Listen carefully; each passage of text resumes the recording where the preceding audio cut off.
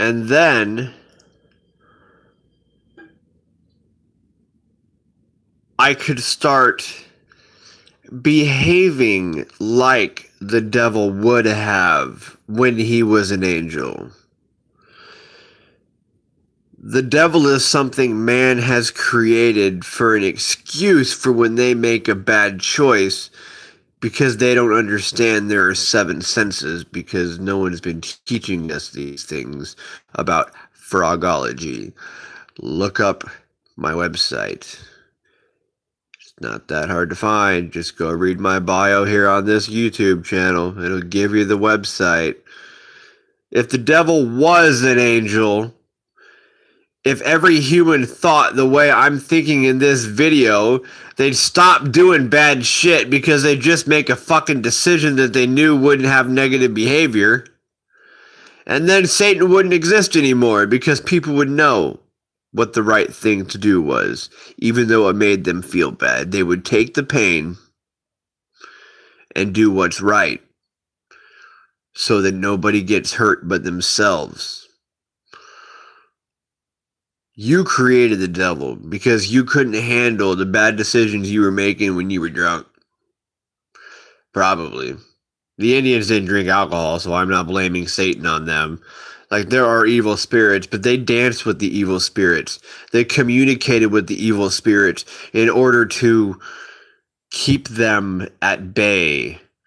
Now, evil spirits still existed, and they still do exist, but if you communicate with the evil spirits, they'll teach you positive lessons about the negativity that they're the reason they're there for. And the spirit will most likely go away. Unless you don't learn your lesson, then that evil spirit's going to stay. And it's going to become your friend. And it's not really harming you. It's just making you feel bad. It might make everybody else around you not want to be around you. But, you know, that's not Satan.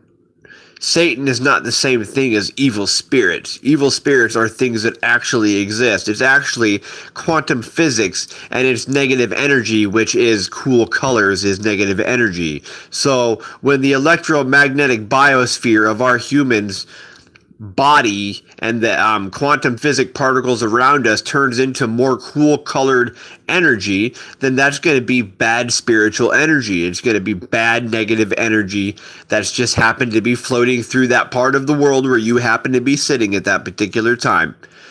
But when alcohol was over across seas and they invented Christianity and they were drinking wine, they decided that, oh, well, Satan has to exist because I did that bad thing. Well, you were probably drunk off of wine juice, grapefruit juice, wine, whatever. You probably got drunk, did something you shouldn't have done, and then you decided to say, oh, well, it was Satan because that was a bad thing that happened, so you named it the devil.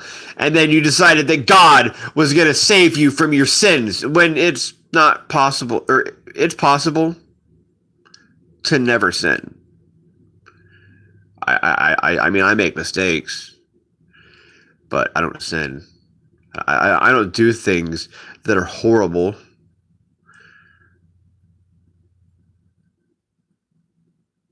I mean, if you want to get technical, according to the Indians, I'm probably a pretty respectable guy. If I happen to be back then living with them before alcohol came over here with a bunch of Vithuts, which means white man.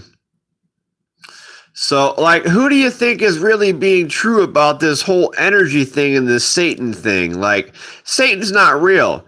Satan makes you feel better about the bad choices you make. It's someone else to blame instead of blaming yourself, because, like, I can't see my ears and eyes. But I'll be damned if I'm going to blame something I do on an imaginary energy that is being misrepresented, because quantum physics proves that there is more positive ions in specific places than there are negative ions. and particles and atoms and whatever other scientific quantum physics name words are for what air is made of around us. Whatever the air is made of around us usually has something to do with the way we are feeling, and it changes our thoughts. It happens easier when you're alone, but when you're around more people, you can ignore the energies in the air. It's easier when you're around people to not feel the negative energy. So who's right? The Indians, who communicated with negative energy in the air, which is a physics thing. It's true. This isn't a fucking lie about religion. This isn't a religion thing. This is the air around me feels negative right now. And it hasn't left yet. And if it has left, it's been absorbed by my body, and it's going to stay in my body so long until it decides to leave. I can't control quantum physics. I can't control the particles in the air and where they move and whether they're positive or negative ions or warm energies or cool energies or warm colors or cool colors. I can't control that. I can only control where my body moves and what I go do and who I go speak to.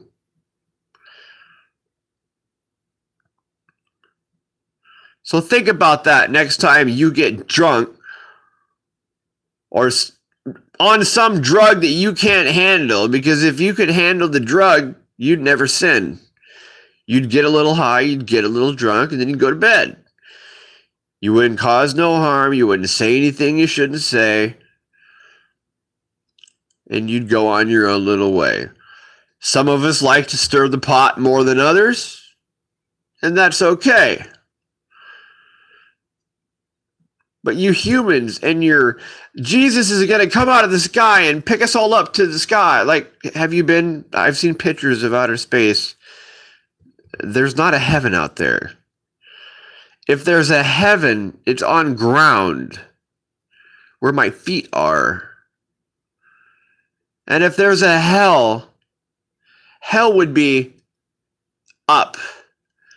Because the taller I feel, the more airheaded I feel, the more arrogant I feel, and that is hell. So I'm going to walk on the ground in my Garden of Eden barefoot, and I'm going to walk on the fruit of life. Because the fruit of life has nothing to do with imaginary characters in religion. It has to do with science of energy fields that are in the air that change your emotions. Unless you're around people